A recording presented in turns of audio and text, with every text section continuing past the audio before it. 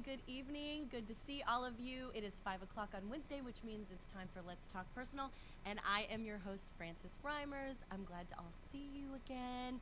It's Wednesday, halfway through the week. I'm so happy to be here, and I'm getting drinks after the show. So very excited for that. If you'd like to join the conversation tonight, and I certainly hope that you do, you can join us on Twitter at LTP Brand Radio or on Instagram at Let's Talk Personal. If you would like to talk personally to me, and I know that you all do, thank you so much for your DMs and your emails and your phone calls. I love them. I listen to them all. You can catch me on Instagram at Firestarter CEO and on Twitter at Your Firestarter. So I'm super excited today for our guest. This is our very first guest from outside the DC metro area, coming all the way from Baltimore. And sometimes it really is all the way from Baltimore, even though it's only 45 minutes up the road. That's with no traffic. Correct. Mr. Josh Harris, hello, how are you? I'm doing well. How are you? Thank you for having me. I'm so excited that you're here for my listening and viewing public. So Josh and I are new friends. I cyber stalked him on Instagram and decided that he had to be part of the show because he was from outside of the DC area. So I wanted to bring an outside of our bubble perspective. But also you work every single day on probably the most relevant issue of our time, which is social justice and advocacy and community work. And you're also young, super young. And so I wanted to bring in somebody who is working in that space from a very young perspective, but outside the DC bubble. Yeah. So I cyber stalked him and convinced him that he had to be on the show. And I felt it took a little like arm twisting. You're tough to get a hold of. I wouldn't say arm twisting. It's just there's so much on social media, and it's tough to get. I am tough to get a hold of. You are. If you're not in Baltimore, that's what I say. If you're not in Baltimore, I'm tough to get. I was but if you're in Baltimore, I'm pretty easy to find at any given. Right, because you're event. out. Yeah. So for most of the people who are watching that are not familiar with who you are and what you do, you wear a million different hats. Like just in sitting here before the show got started and chatting, I learned like 3 new things that I didn't find when I was cyber stalking you. So tell us what you do currently, the main hat that you wear and the sub hats you wear, and we'll kind of take it from there. Well, I think one of the reasons I'm most, I guess, involved in Baltimore is I ran for mayor in 2016. And so that kind of, I guess, elevated my level of visibility. Not that I don't know if people still care. I guess they do a little bit. Yeah. But, and I ran as a Green Party candidate. So I didn't run as a Democrat or Republican. And that really, like, people are like, who is this guy? Is he crazy? He's not running as a Democrat or Republican. Right. And so that really elevated me. But for my full-time job, I actually work for Alpha Phi Alpha fraternity. We're, of course, a community service fraternity. There's a lot of alphas here in D.C. Yes. And it's aggressive. Yeah. I do marketing, public relations, communications work, sometimes crisis management. But of course, our mission, we're focused on building and empowering our community. Right. We have members like Dr. Martin Luther King, Thurgood Marshall, Jesse Owens, and Roland Martin, a long list of folks who are members of Alpha Phi Alpha. And so that's what I do. I also have my own nonprofit organization called Holland's Creative Placemaking.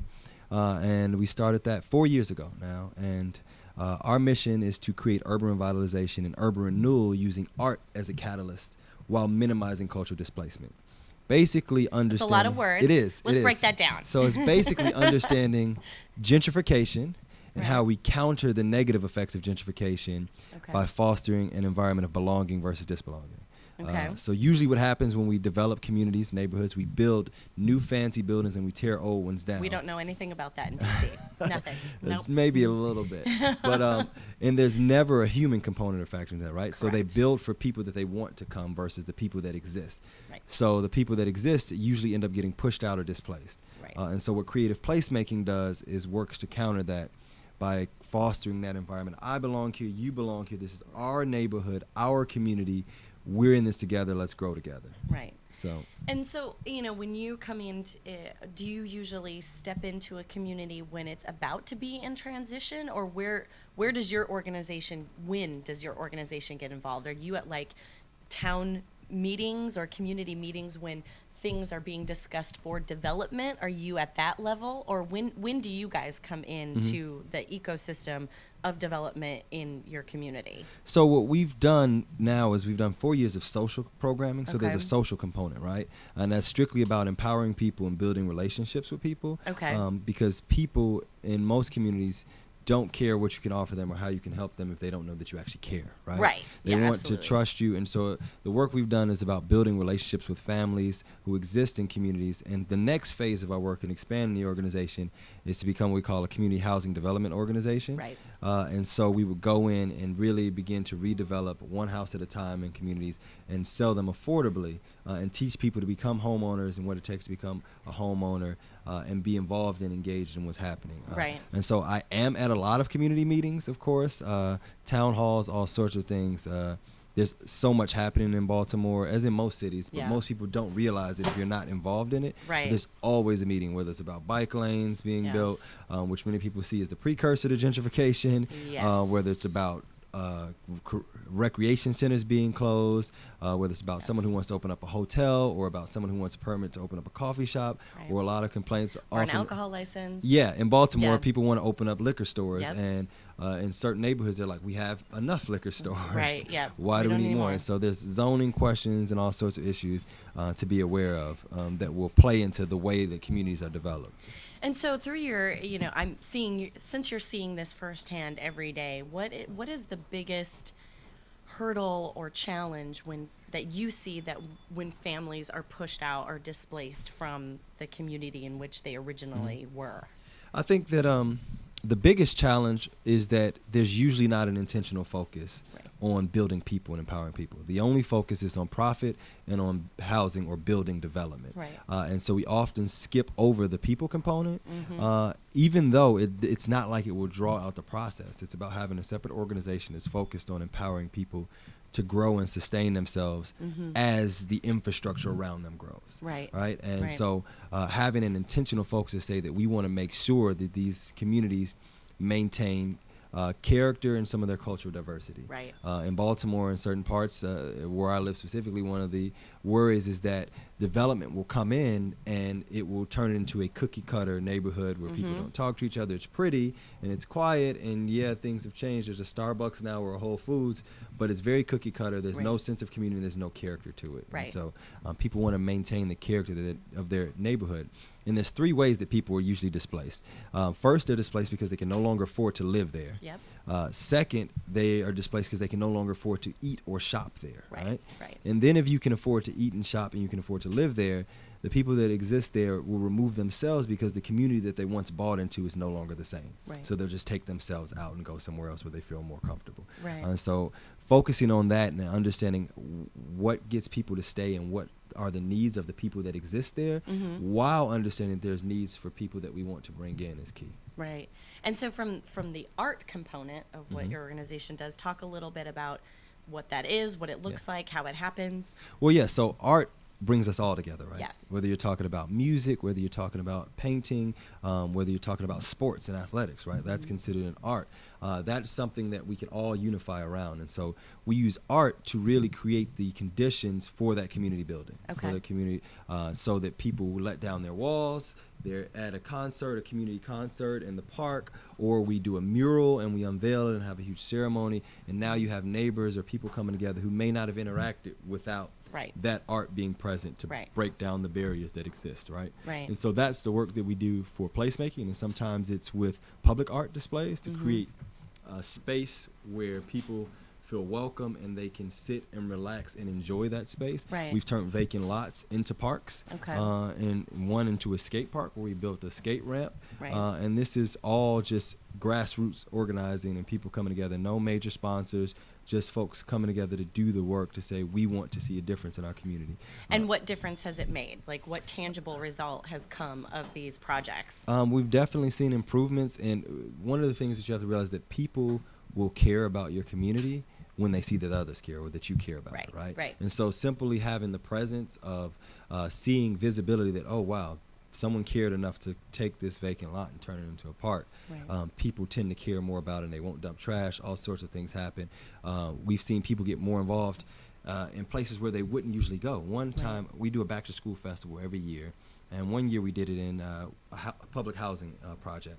And there was a lady who volunteered with us, and she wasn't from the public housing project. Right. And in fact, afterwards, she came up to me and she said, "Oh my gosh, I had such a preconceived notion about how terrible of a place this was, and I was afraid to come and volunteer." And she said, "I've had such a great time today, and these people are awesome. They're a community just like any other community. They're just often isolated." And so seeing those walls and those barriers broke down that often separate communities and separate people is definitely an amazing thing to watch happen, and have a community that feels like, sometimes people, I've heard someone use the analogy of an elephant being tied to a tree, and that's what sometimes it can feel like living in public housing. Right. You have these masses of poor people who are put in one place, and basically walls are built around them, and no one wants to go over there, and they don't feel safe coming out, or they can't get out because they don't know where to go for resources or where to interact with people. And so seeing that chain come off and those barriers be broken down is really an amazing experience, and it helps to have people have a more comfort level of getting involved in how their community is developed. Now they're comfortable to come to a meeting and meet people that they may not have met. They're comfortable to say, well, this is my opinion on what's happening. Even they may not know anything about community development. They understand their neighborhood and what their needs are. And so breaking down those walls to create that level of comfort to where now people can be more involved in speaking out for what they like to see in their neighborhoods. One of the most eye-opening things for me many years ago, I've lived in D.C. for well north of 15 years now, and one of the most interesting things for me was a long time ago, I mentored a group of high school kids that were from right here in D.C., and part of the activity of the day was that we went to the White House, and these kids were born and raised in the District of Columbia, and they had never been to the White House. And as all of my viewers know, I grew up in Wyoming, and my parents did a really phenomenal job of loading my brother and I up in the car constantly and driving us down to Denver, Colorado, which was 90 minutes away, to go to museums, go to, just experience culture outside of our little nugget. And so when these kids had told me that they had not been 2 miles away from where they lived to see the most prominent house in the United States of the world, it blew my mind. And one of the girls told me, she was like, we don't leave our neighborhood because it's not safe for us to leave the neighborhood. Like, we live in our neighborhood, we go to school in our neighborhood. And I hate to say it, that was extremely eye-opening to me, because I didn't know that kind of isolation existed. It exists, and it's all over the country. I grew up in Chicago originally, and I have friends and family members that have never left an 8-block radius, that have never been on a plane, never left the city or the state for that matter. And partially of it, I think, is because of some of it is because of resources, and then there's a component, of course, of fear, alienation, and not feeling like they belong, right? And so that's where I think that placemaking and understanding how we create environments where people feel as if they belong and break down those barriers are important, for sure. And so switching gears back to something you mentioned earlier, so you ran as a Green Party candidate. So talk of why you made that decision. I like to do difficult things, I guess. I think that a lot of people are paying more attention to politics than ever before right now. Absolutely, yes. We saw a huge surge with Senator Sanders in his run for the presidency, and what happened there, folks get involved. That's right, Bernie fans, right? Yeah, feel the burn. I'm a big Bernie fan and supporter, but I'm also a bigger supporter of the bigger picture of part of the problem in our politics today is that no matter how good of an idea it is, something is, if it comes from the Republican Party, the Democrats won't support it. If it comes from the Democratic Party, the Republicans won't support it. And so the only way that we're going to see change in that is to create more independent voices that can be vocal, right? I lived overseas in Norway, and when you go overseas to most countries, they have 4 and 5 viable political parties, right? It's much more representative of the people. It's not either all one extreme or the other extreme, right? Sure. And so running as a Green Party candidate gave me the ability to not only showcase that, right? I often said that I'm a fiscal Republican. I believe in fiscal responsibility, and Right. we need to be accountable for our dollars we use and how we use them. Right. But I guess what would be considered a social social liberal. Yep. I wouldn't say Democrat, but a social liberal. Right. And I believe that we need to invest in people and not in corporations, right? Right. And so running as a Green Party candidate gave me the ability to do that.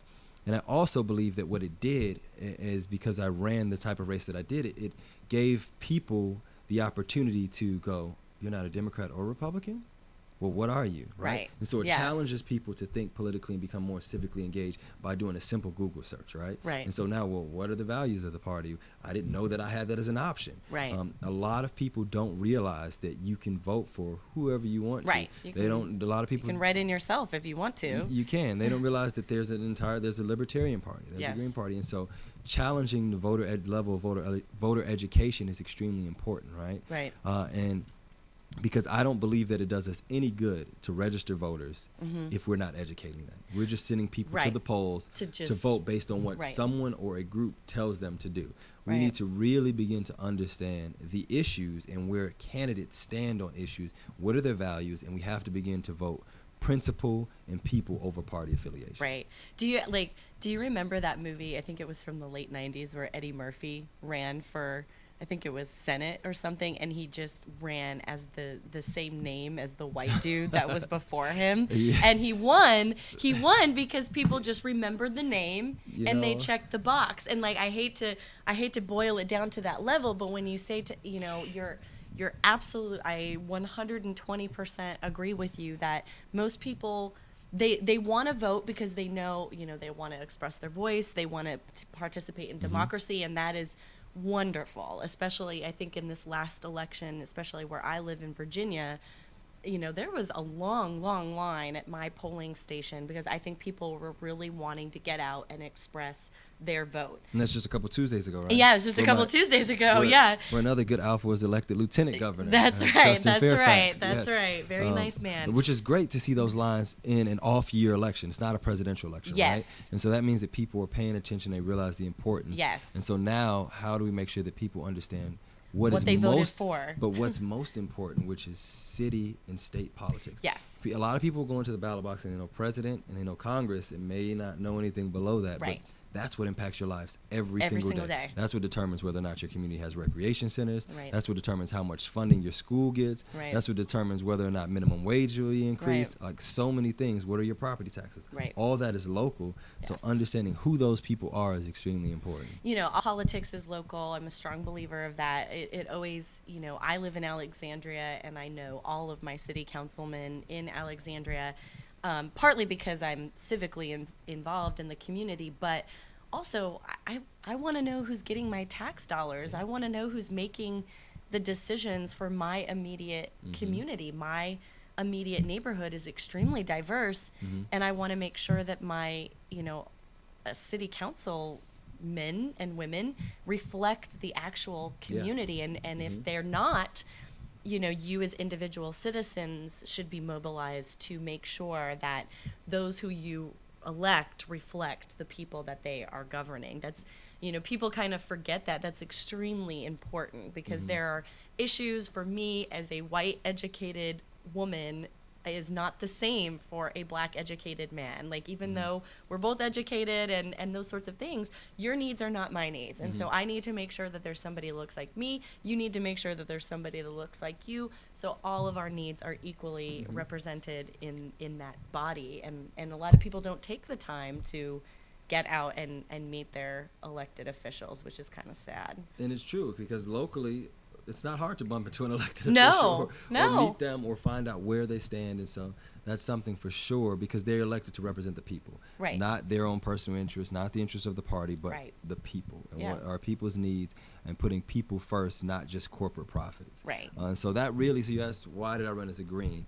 All those factors, plus a large part of my platform was built around creating jobs Right. through clean energy. right? Okay. Understanding Yeah. the growth of clean energy, solar energy, and the opportunity for job creation in a city like Baltimore, right? Where we were devastated after the closing of Bethlehem Steel and all the manufacturing left. You had thousands of people now who are used to being manual laborers and working with their hands who now have no way to provide for themselves. Right. And what happens when you don't have a way to provide for yourself Right. and you feel that you don't have a worth? You lean towards alcohol and drugs, which Right. leads to our addiction problem that we have in Baltimore Right. City, right? And it isn't stems from Baltimore crime on an uptick It currently? is. Yeah. It is. And that's, of course, driven by our thriving drug industry. Right. You know, we have 70,000 heroin addicts that live in Baltimore City and another 25,000 that come in every day to cop at least $50 packages, which is about $5 million a day in heroin activity that goes through the city. Right? It's terrifying. So you want to talk about job creation, that's creating jobs for a lot of people. So how do we Right. counter that without bringing in a new industry? We have to bring a new industry in to Right. counter that, and that will create opportunities for people to provide for their families. Right. Well, hold that thought for 1 second. I do want to go into renewables. That wasn't on the question list, but we're going to go into that because that is a background of mine as well. So stay right there. We're going to get back. I swear we're going to talk about brand and social media. I promise you, but I want to talk about renewables really quick. So hang tight. We'll be right back.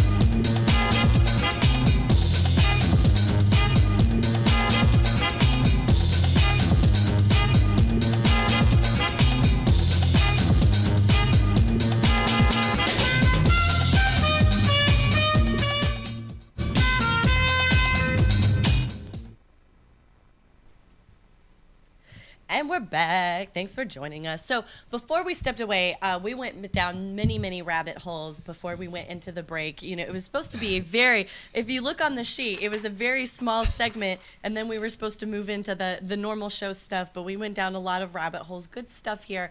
But prior to the break, Josh was starting to tell us about his work in renewables, and renewables are a particular interest of mine because a career ago, I did multi-million-dollar national outreach campaigns for the biodiesel community. And so I got really introduced to the biodiesel world and spoke at several national and regional events around biodiesel and renewable energies, and just learned so much and how they benefit the country. But there's still challenges with renewables, and it's not a this is going to save us all in one felt swoop, but it's a step in a good direction. So talk about how you got involved with renewables and what you're doing. Well, for me, it was looking at what industries are emerging, where is there a need, and how are we meeting that need, right?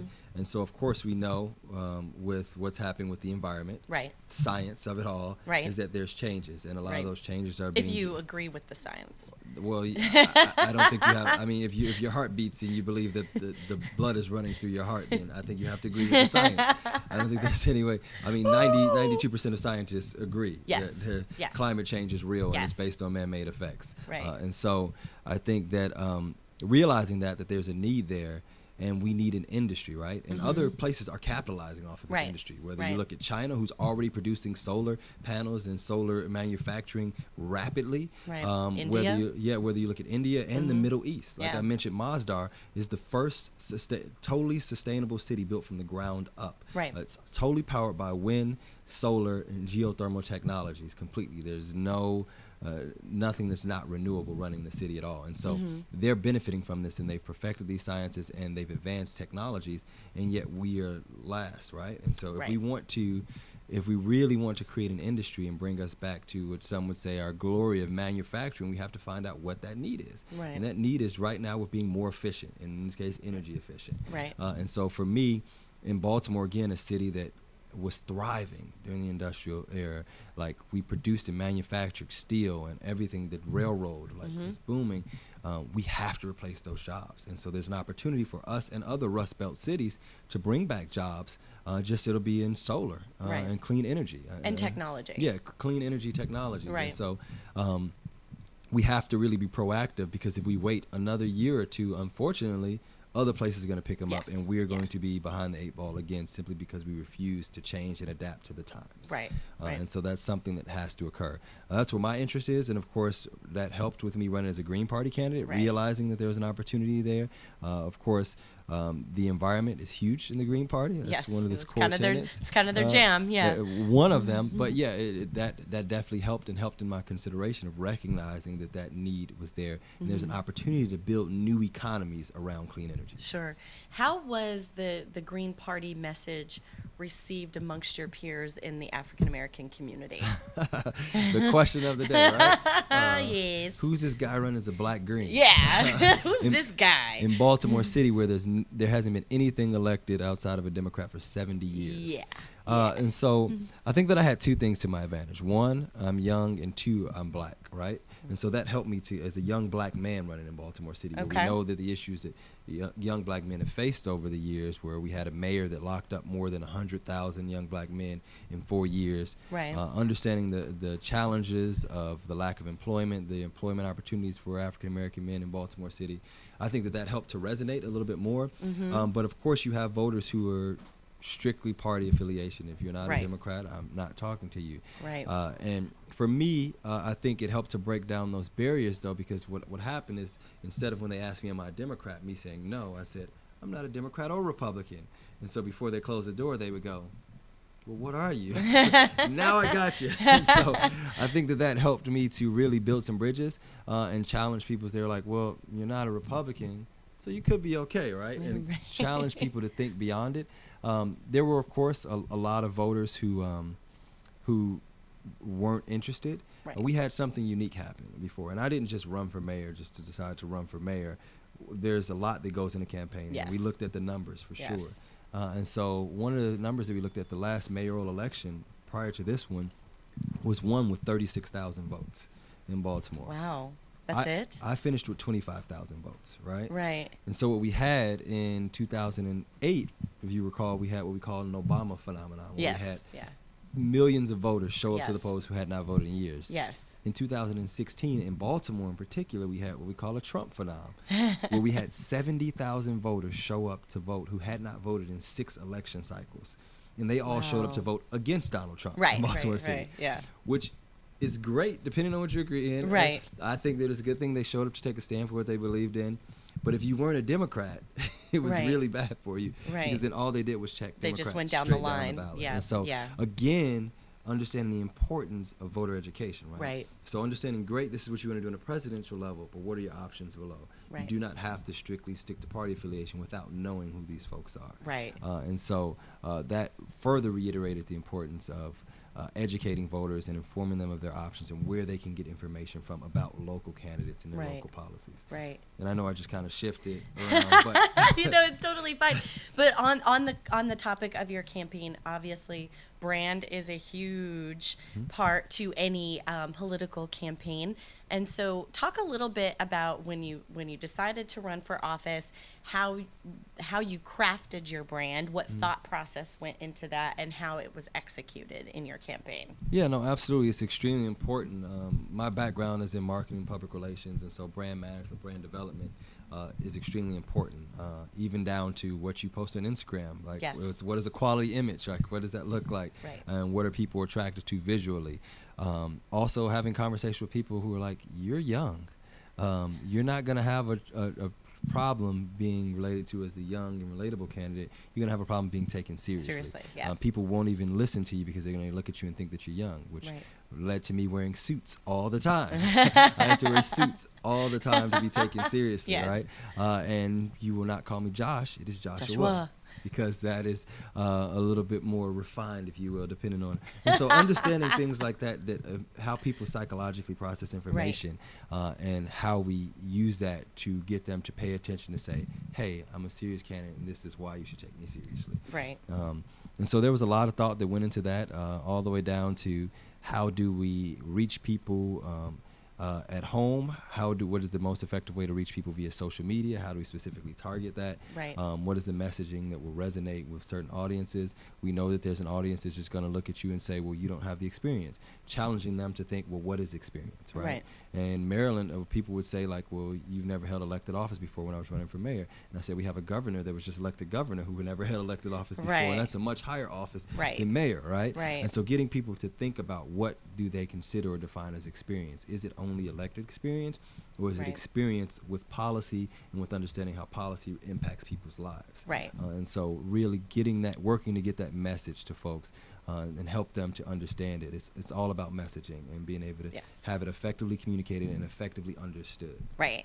And so talk a little bit about, when you talk about the messaging and how you executed the messaging, which is for elections is the biggest thing. I mean, it's, in my opinion, if we go back to the election we just had for president, I think, I think Hillary lost the election right from the launch of the logo and the and her tagline for the campaign. It was passive. It wasn't as aggressive, and it wasn't as feel-goody as the Republican Party. And so sometimes campaigns can be won and lost simply just from the launch of your logo and your tagline. So talk about how you constructed it from top down and what communications methods actually worked the best for your campaign. Absolutely. No, messaging is extremely important. And some people would say that during the presidential election, one candidate stuck to message, no matter what it was. I want to make America great again. No, it could have nothing to do with it, but I want to make America great again. And people remember that. Right. And you would ask them, well, what was Hillary's slogan? And people were like,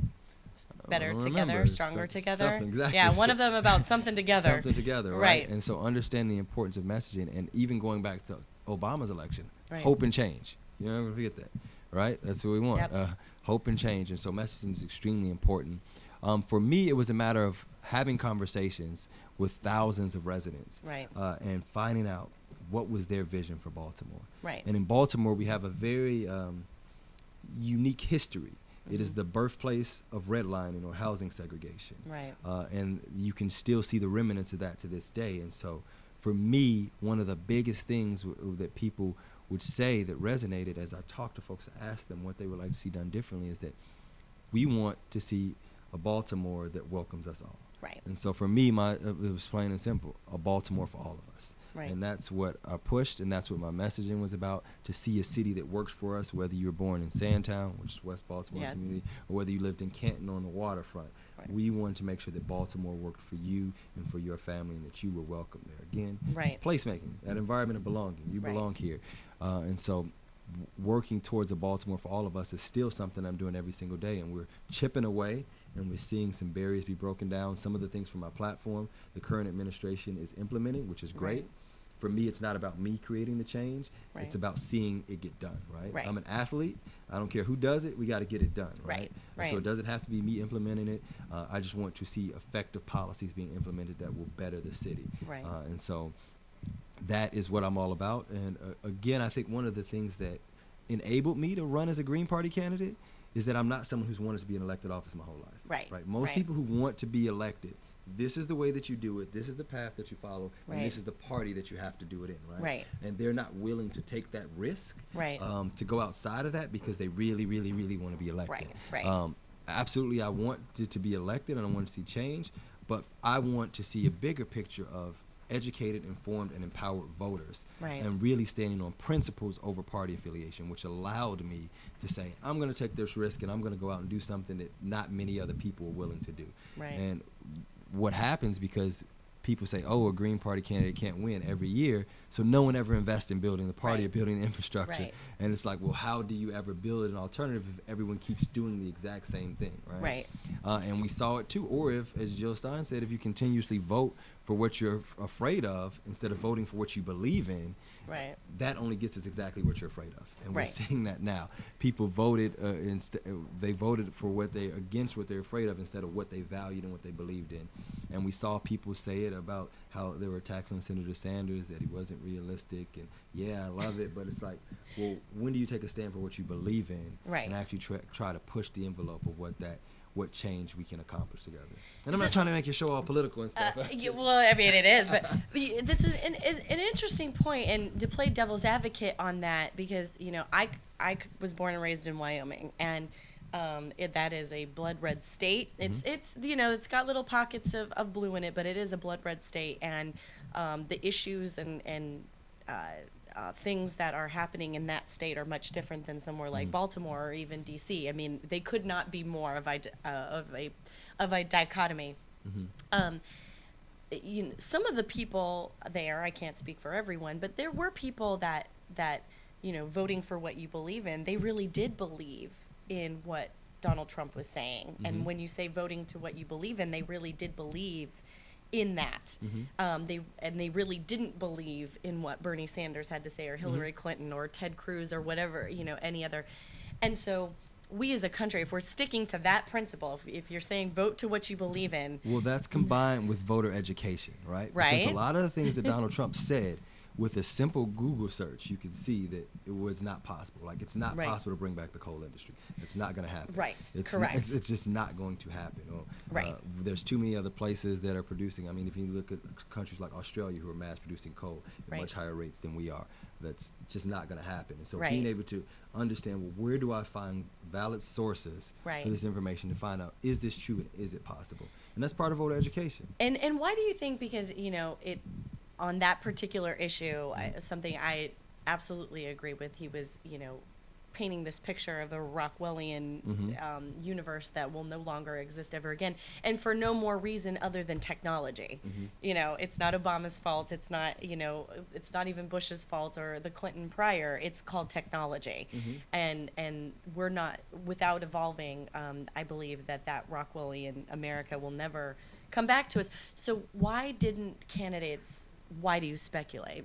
Why did candidates on the other side, particularly Clinton, not go cut the crap? This America that he's projecting is not real, and here's why, and here's what I say we do about it. Like, Yeah. she did it. She particularly was very kid Politically gloves on that particular topic. He was not politically correct. He just balls out. Why was she so not willing to go head to head with him, do you think, on that? Because that was a big thing that he ran on, and she was not fighting it. That and the wall, understanding, which most people don't realize, that the majority of illegal immigrants come on planes and they overstay their visa, and so a wall isn't going to stop them. Right. But I think that there is a certain aura of political correctness that politicians are taught exudes leadership, right? Right. And so I think that when you're in politics for so long, you have to exude a certain decorum, and I think that Hillary did that, exactly what Right. politicians are trained to do, and I think that that's also what people didn't want to see. Yeah. People are Yeah, I tired. agree with that. That was definitely a component. People are tired of political correctness. Right. They're tired of business and politics as usual, and so that was also a weakness that I think Hillary's campaign had, was that she had been in politics for so long. Right. No matter how much good she had But done. do you think that was her brand, or she just did not want to go outside of her bubble? I think she wanted to take the high road and be Right. a professional adult who did not argue and did not go back and forth. Right. There's also an error of sexism there, right? Yeah. When you have a woman that raises her voice, when she's very passionate about a point, she can be seen as Crazy. aggressive, Bitchy. bitchy. You see, so lots of people I can say say that, right? it. And so there, that existed too. So as Yeah. a woman, she had to deal with that, and Right. understanding that, and how does she counter that, and maintain a executive presence, if you will, which they teach you in public speaking, how to Mm-hmm. Yeah. maintain executive presence. And so I think that she did not go into it the way that many people would have liked to see her, because Right. she should have just called crap. Said, Yeah, "Cut the she bullshit." should have cut the And bullshit. some of those Yeah. just this is a no BS zone. Let's Right. just talk about it, right? Well, I think her unwillingness to take off the gloves from time, and when she did kind of take off the gloves, it came across as so awkward. Mm-hmm. And I think it really hurt her, especially I think it was in like the second or third debate when she really was just like, I'm over this shit. Yeah. But she couldn't be over this shit, Mm-hmm. and I really think it hurt her. But back to your campaign, hindsight being 2020, of course. This is long in your rear, 2020. in your The rear. actual year 2020? No, in your rear view mirror. What were things about the campaign that you would have done differently from like a branding or a communications marketing perspective? I think that there's nothing I would have done differently as far as my campaign, branding, Right. communication. We did a tremendous job of reaching folks and touching them with social media, digitally, and I think that we probably did the best job of any of the candidates that ran, particularly locally. But in a local election, I think that it's extremely important to understand that interpersonal connection, and I think that we started getting out knocking doors. Too late. Too late. Had I started knocking doors a month or 2 months earlier, we could have really increased the swell of the attention that we got. And so that's definitely something. And in a place like Baltimore, people want to see you. It's not that big of a city. They want to see you. They want to touch you. They want to know who you are. Right. And so that's one thing that I would say we do differently. But as far as branding and digital messaging, I think that we did a tremendous job. Our hits were through the roof. We had reporters flying in from Belgium to interview us. They heard about our campaign, the fact that I was running as a Green Party candidate. Right, so right. they have the Green Party as a viable party in many countries overseas. It's actually the largest party in the world, the largest political party in the world. And so they were coming to say, oh, we have someone who's gaining traction in a city Right. that's largely Democratic. And so we did a really good job, I think, of that. But reaching people directly is what I'd say. And so from your digital strategy, were you doing, Facebook and Twitter ads? Were you retargeting people? Like, what was the actual tactics that you were using? It was all organic, but we had people specifically focusing on social media to create that organic engagement. Right. So we were, who's talking on Twitter? Who are the influencers in Right. Baltimore? Right. What are the conversations being had? What are the news stories? And we were engaging and getting involved in those conversations, sharing, resharing. Instagram, Facebook, we did a lot of Facebook Live videos, sharing everything, and really, too, understanding that social media is about getting to know you as a person. Right. And so, which for me was really tough, because I'm not really a person that wants everything out there, but people want to get to know me. Yeah, so it's but people have to and I'll lecture you too. Like, I hear this every fucking day. Okay, okay. Let me break it down. I just had a meeting earlier today where somebody was like, I don't want all my personal. You don't have, look, you don't. Not everyone has to be me on social media and literally put every moment, people know what every room in my house looks like because I take pictures from every single room. That is my brand and that is my truth. But you can be authentic and be reveal your normal self without putting everything out there. And so, did you find a balance, or was it really tough for you? I mean, it was tough up front, but I found a balance, and I understand that it was just like, all right, let's do it. You want to get to know me? Here I am. I love cookies, right? I eat cookies and milk. I'm really, really fat on the inside. Right? I'm a fat kid. And so I'm secretly a I'll fat eat kid. all the sweets, and so letting people to get to know who I am authentically, I think Right. helped too. The first ever article that was written about me in a newspaper in Baltimore was the candidate that campaigns in the club. Yeah, I go out. And I'm going to talk to people. Like, this is a social environment. And so I'm a young yes, man. Like, yeah, this is where I go. I'm going to hang out. And so that was like, oh, interesting. People were like, well, that's different from all the other candidates for sure. Right. Nobody's up And in the it's like, club. you know, I was at comedy shows. Like, I had comedians talking so much shit about me. And it was great. I enjoyed it. I laughed at it. I didn't take it seriously. And getting to know people and letting people get to know me. Right. I think that's what social media is about. And also engaging with people. You know, people want to know that you care about them too. Right. So Right. That's part of it, a large component of it, and that's that creating that organic component. So. Right. Yeah, the organic component, I think, especially from a political campaign, because you can go out there and buy followers. You can go out there and do, you know, paid campaigns and retargeting campaigns and literally track people on the internet everywhere they go, and that is effective because it provides touches, which usually touches requires are a really, really large budget. it's too. it's a lot of money. Yeah, it's a lot of money, but it is effective if you want to keep touching people. But I do think in a place like Baltimore, physically touching people is far more You know important. what's very interesting though? So they have No, I don't. Please tell me. These candidates trainings that you go to, and I went to a couple of them. Okay. One in particular where Is this put on like the city or the county? different or? places, Okay. different organizations. Okay. Sometimes the League of Women Voters will do it. Sometimes Okay. unions will do it. And you Okay. can go to find out if you either want to be a candidate maybe one day, or if you're interested in working someone's campaign, you can find out about politics and campaigning and how it works. Okay. And the social media section for these trainings was this long. Like, it was like literally 4 minutes and done. And the rationale for that was that social media has not been linked to driving people to the polls.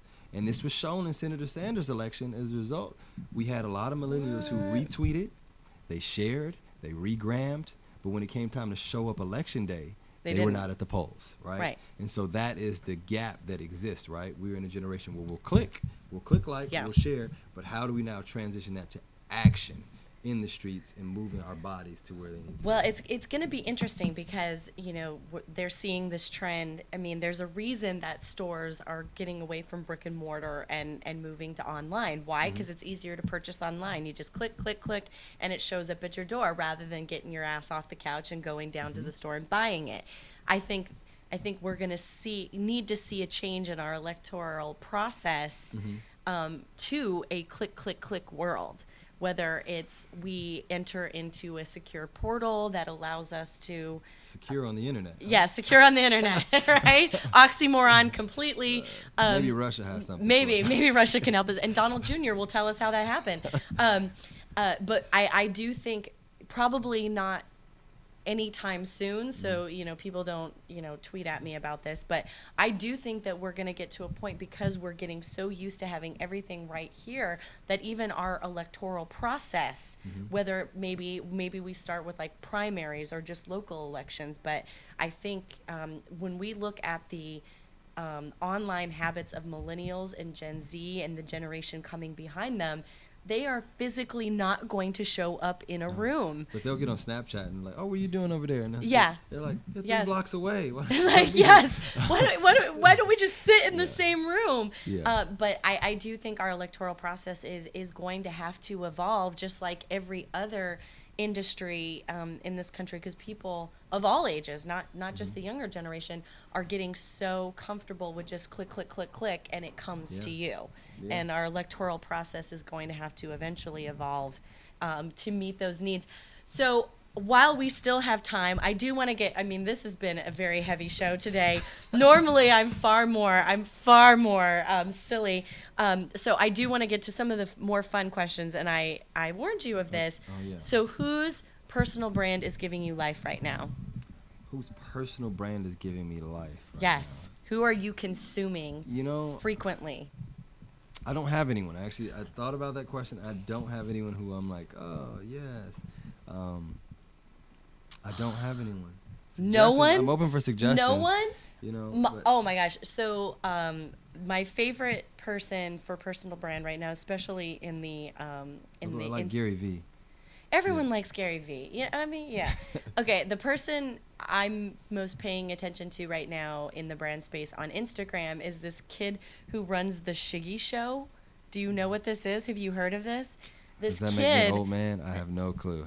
I'm older than you. Like, there's this kid, and I don't really even know where he's located. He's like maybe New York, but he works fast food. That's his job. But he has this Instagram show. It's completely ridiculous. I can only watch like 30 seconds of it, and I have to turn it off. But this guy has made like an entire career off of this Shiggy show, and the kids love it. And I mean, sponsors are running to this kid like crazy. He's gotten sponsorships, endorsement deals. Like, he's the VIP person at some huge party in Pennsylvania this weekend. It's insane. And so it's just really fascinating to watch the rise of the cult of personality of someone who really has no objective other than to get their face on TV. It's insane. So okay. So I'll have next to check week, it out. you have to check it out. It's very interesting. Connect with your electorate. That's the next generation. So what is a social media trend you wish would stop? That you're done with it, you wish it would end? I enjoy most trends that exist. Like, I live in Black Twitter, of course. Yeah. Yeah. I love that. I like the dances. I used to once upon a time love to dance, so I like seeing how the creativity. I don't know, but then again, I'm not really in social media, like the depths of social media, to know what's going on. I go on social media, I see what my friends are doing, the people that I follow, people that follow me, and then I get out, right? So I usually find out on the back end. It's like a quick shower for you. You're like, I get in, I do what I have to do, and I get out. I have a bunch of stuff, so I wish I had more time. Once upon a time, I was more involved, but when it comes to entertainment and what's happening, I am usually pretty clueless. Although I'm excited about Black Panther in February coming out, and so that's something a lot that of I people want to are. top. Yeah, that's big. And I love what they did around social media for promoting that. Yes. I enjoy most trends. It's like it's creative, gives you a laugh for entertainment, and right. I don't think that there's one that I want to stop. I'm sure there are, but I haven't discovered them. Everybody knows that I'm anti #blessed. Because #blessed. I think it's risen to a point of now it's bragging rather than actually showing gratitude, which it was designed for. Now it's become like a bragging thing, and so now I'm over it. Now I'm like, I don't even use hashtags really when I post. I need to do a better job. Yeah, you really do. Like, I was very disappointed. So I don't even know if I should learn some things. Yeah, I mean, get on the ball, kid. So do you even have a social media crush? Social media crush, or like a celebrity? A celebrity crush. I'll give you. I'll allow the larger celebrity universe for you. So since I was a wee lad, I have always had the largest crush on Mariah Carey. I mean, Mariah. Do you support her in all of her transitions? Yes. Really? Yes. So you like the crazy? As long as she is comfortable with herself. Mariah, I don't Mariah, think she is, though, if dude. you're watching, I'm comfortable with you being you. Oh, wow. I mean, you might as well. Get up on that fortune. I mean, she's literally paying her dancer $12,000 a week to, like, basically care for her. I will dance for that. Well, on that note, thank you, sir, for joining us this week. Great show, tons of fun. I learned a lot this week. Just for you all out there to know, we are taking a 2-week hiatus while I go home and spend time with the family and travel for the Thanksgiving holiday. So we will be back on December the 6th with fashion stylist Catherine Cassidy. Super excited to hear what she has to say. But in the meantime, stay posted on social media because I will be doing She'll be there. I'll be on social media, but I'm doing a special social media post from Wyoming with the show's #1 fan, my dad. We will be doing a little bit of social media fodder while I have him at my disposal when I'm home. But if in between that time, if you'd like to tune in on the conversation, you can do so on Twitter at LTP Brand Radio or on Instagram at Let's Talk Personal. As always, you can find me on Instagram at Firestarter CEO and on Twitter at Your Firestarter. Where can people find you? You can find me on Twitter and Instagram at Harris, FOR, Be More. Harris for Be More. I'm on Facebook, Harris for Baltimore. Yeah, I'm right there. Easy to get hold of. And on Instagram, too. Instagram, yeah. Harris for Be More. I have a Snapchat, but I don't use it much. You know, I guess. Does your dad have a Snapchat? Dad does not do Snapchat. Why am I too old for Snapchat? You know, Everyone knows I hate Snapchat. I didn't have any gray hairs before my election, so I don't think that I'm too old for Snapchat. But all right, now I'm gonna get on Snapchat just because she said I'm too old. Yeah, you're too old for Snapchat. You're not. You'll be on there for 2 seconds and you'll hop off. The filters look really fun though. I see it all the time. I'm like, I want to use filters too. He is Josh Harris. I am Frances Reimers. This has been Let's Talk Personal. Can't wait to see you in 2 weeks, but touch base with us over social media in between that time. Until then, thank you to my sponsors, Columbia Lighthouse for the Blind and Co-Create. Bye.